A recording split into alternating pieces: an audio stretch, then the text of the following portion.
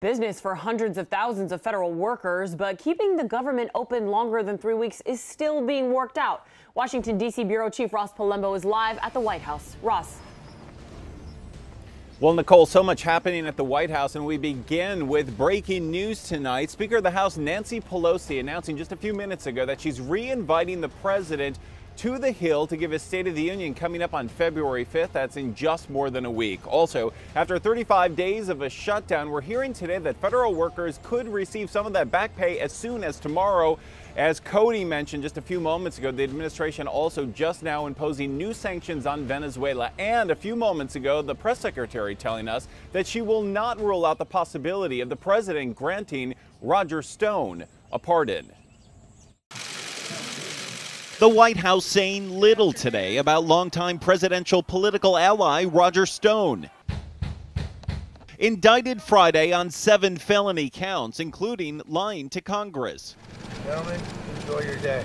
Stone leaving Fort Lauderdale just hours ago, coming to D.C. to be formally charged tomorrow. I am falsely accused of lying under Congress, which I did not do. Has the president ruled out a pardon for Roger Stone? I'm not aware of that.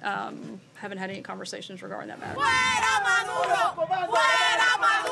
Meanwhile, as protests continue against Nicolas Maduro in Venezuela and against military leaders who still support him, the military still striking back against the people, despite this junior officer saying 80% of armed forces are against Maduro. All options are on the table. The president still considering all options to protect our diplomats there, including the use of military force.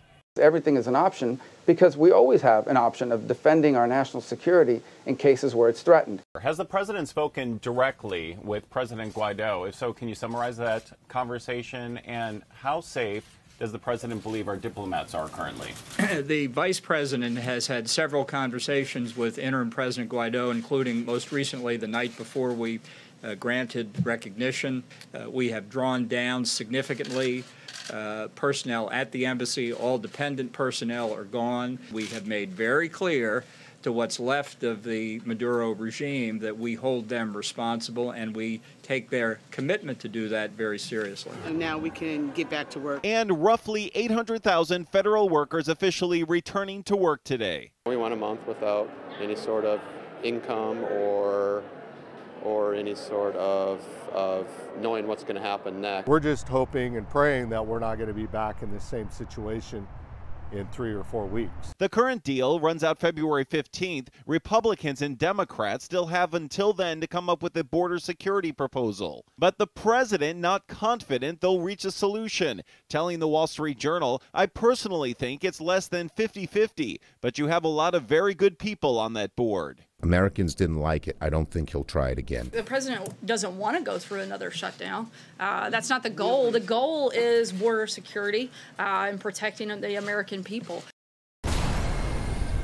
Again, breaking right now, Speaker of the House Nancy Pelosi just re-inviting the president to come over to the Hill on February 5th to get his State of the Union address. But Calvin and Nicole, it's not official yet. Both chambers actually have to vote to make that invitation official, but it looks like it is actually going to happen just 1 week late. What happened 10 days before that self-imposed deadline? Ross Palembo, Live for us in Washington.